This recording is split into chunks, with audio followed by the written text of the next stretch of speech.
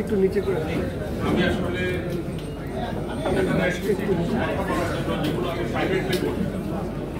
আমি বাইছিলাম যে আমাদের নেতৃত্বকে সাক্ষী রেখে আমি কিছু কথা বলতে এটা একটা সুযোগ করে দিয়েছে সেই জন্য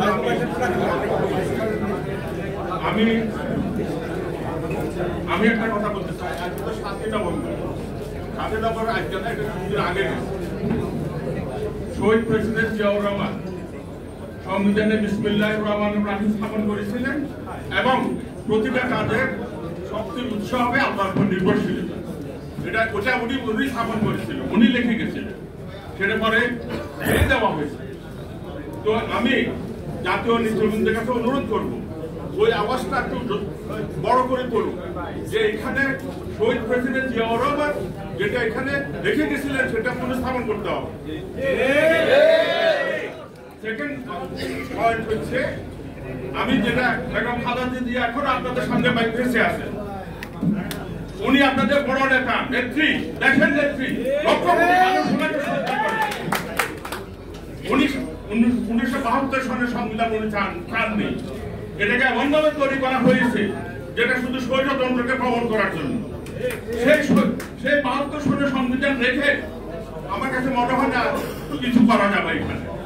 ওটাতে যদি পরিবর্তনও না হয় লাভ হবে না। আরেকটা কথা বলা দরকার, 72 সনের সংবিধান অনুযায়ী বর্তমান সরকার বেআইনি। আমি অনুরোধ করবো এই সংবিধান থেকে সরিয়ে আসার জন্য এবং জাতিকে একটা নতুন সংবিধান দেওয়ার জন্য, যেখানে বিএনপি তার ধারণাগুলো, তার আদর্শের কথাগুলো ইনপুট হিসেবে ওইখানে দিবে আশা করি বিএনপির নেতৃবৃন্দ। তৃতীয় একটা কথা বলতে যাচ্ছি, আপনারা অনেক সাফার করেছেন, পেশাজীবীরা করেছে, বিএনপি ওয়ার্কাররা করেছে। এখন এটা তো আপনাদের সমর্থিত একটা সরকার। ছাত্র জনতার অভ্যুত্থানের মাধ্যমে আমাদের যে স্বাধীনতা অর্জিত হয়েছে 5ই অগাস্ট, তার একটা ফল হচ্ছে এই সরকার। এই সরকারে যতটুকু সুবিধা আপনারা নিতে পারেন সেটা নেওয়ার জন্য অনুরোধ করব। এই সরকারের থেকে যতটুকু সুবিধা নেওয়া দরকার আপনাদের লোকদের জন্য সেটা অনুরোধ করব। আপনারা বিটিভির কথা দেখেন, বিটিভিতে মধ্যে যে পরিবর্তন হয়েছে, আর কিছুই পরিবর্তন হয় না। ওই জিয়াউর রহমানের সময় যে ফ্যাক্টরি সব আমি তো শুনি না, তাহলে কেন আওয়াজটা তুলছেন না যে বিটিভিতে জাতীয়তাবাদী ওই সব সংস্কৃতিগুলো আনতে হবে? ওই আপনাদের বেবি নাজরিন এখান থেকে চলে গেল, উনি তো এসেছে, কনক সাফা, তারপরে ওই যে আরো মনির খান, পরে এদের উপস্থিতি তো আমি দেখি না। সে পুরান তো ওগুলো আপনাদেরকে দেখতে হবে যে এগুলো আমরা চাই, আওয়াজ তুলতে হবে। আরেকটা কথা বলতে চাইছি, আমার কাছে মনে হয় 91-এ বিএনপি এবং জামাত উভয় একটা ভুল করেছে। ওটা ছিল প্রেসিডেন্সিয়াল সিস্টেম। আপনাদের সাপোর্ট ছাড়া, আপনাদের দলের ছাড়া এদেশে কোন প্রেসিডেন্ট নির্বাচিত হবে না। তো সেটা থেকে আপনারা সরিয়ে আসছেন এবং আওয়ামী লীগ সেটাকে অভিনন্দন জানাচ্ছে, কারণ তাদের সুবিধা ওটা। ওয়েস্টমিনিস্টার স্টাইল অফ ডেমোক্রেসি, যেটাকে ফান্ডামেন্টাল সিস্টেম বলা হয়, সেটা আওয়ামী লীগের জন্য 100% ফিট, আপনাদের জন্য ফিট ছিল না। আপনাদের সমর্থন ছাড়া, আপনাদের দলের ছাড়া কোন প্রেসিডেন্ট নির্বাচিত দেশে হবে না, এবং আজকে আপনাদেরকে যেভাবে স্বৈরতন্ত্র উত্থান হয়েছে, যেভাবে আপনাদেরকে নিষ্পেষিত করেছে, সেটা কখনো হতো না। আমার কাছে মনে হয় সেই প্রস্তাবটা দেওয়া উচিত, যেটা আমার পার্সোনাল ভিউ, যে এখানে presidential system balance, prime minister এবং প্রেসিডেন্টের মধ্যে president shall be elected directly by the people. ওটা ওই প্রেসিডেন্ট না, যে প্রেসিডেন্ট শুধু ওই যে এখন যেটা আছে ওইভাবে না, ওটা ভোটের মাধ্যমে হবে। আমি আপনাদেরকে সাক্ষী রেখে বলতেছি, 1979 বা 80 সালের দিকে বিএনপি সমর্থিত জার্সি সাত্তা খুন করল, কামানুষের মতো ধ্বজাগতা বিখ্যাত লোক হেরে গেল। আপনাদের শোকের সামনে তো উদাহরণ আছে। বেগম খালেদা জিয়া যদি প্রেসিডেন্ট ক্যান্ডিডেট পাবে, বিশ্বাস করেন ওই রোগে আক্রান্ত অবস্থায় উনি করবেন।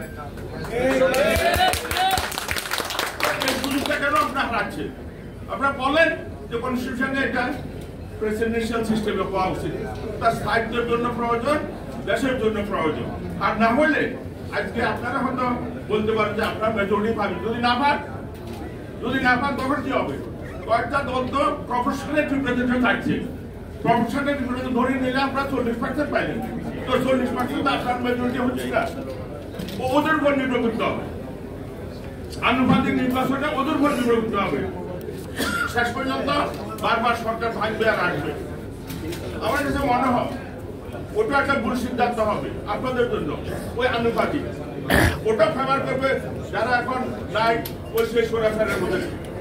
সুতরাং একটু খেয়াল রাখবেন, একটু চিন্তা করেন যে সংস্কারগুলো হবে সেখানে আপনাদেরকে মাঠে নামাতে হবে। আপনাদের নেতৃবৃন্দ সবাই একসঙ্গে বসে এবং আপনাদের লাইফ মাইন্ডের যারা তাদের সঙ্গে বসে ওই কাজগুলো আপনাদের করতে হবে। এটা আমি এই জন্য বললাম, যদি একবার 5 মিস করে 5 বারবার বাড়বে না, সে ভুলের মধ্যে থেকে যাবে এবং একটা পর্যায়ে স্বৈরতন্ত্র এসে যাবে। তো সেই স্বৈরতন্ত্র থেকে রক্ষা পাওয়ার জন্য এই দেশের মানুষের আশা আকাঙ্ক্ষার সঙ্গে সংগতি রেখে যদি কনস্টিটিউশনকে দেখতে হয়, সেটা আমার কাছে মনে হচ্ছে প্রেসিডেন্সিয়াল ডাইরেক্ট ইলেকশন। আপনাদের দলের প্রেসিডেন্ট থাকতেও হবে না, ইভেন কি আপনারা যদি সেমাই নিরপেক্ষ লোকদের, সেটা আপনাদের সমর্থন লাগবে কোন করবে। তো আপনাদের অসুবিধাটা কোথায়? কোনো অসুবিধা আমি দেখি না, বরং যেভাবে ছোট দলগুলো থাকছে প্রফেশনাল রিপ্রেজেন্টেশন, এটাতে সরকার একবার করবে, আরেকবার হবে, আরেকবার করবে, পারমিশন কম্পিটিশন চলতেই থাকবে। আমরা দেখেন যে তারপরে একটা যাই হোক, এই কথাগুলো এর জন্য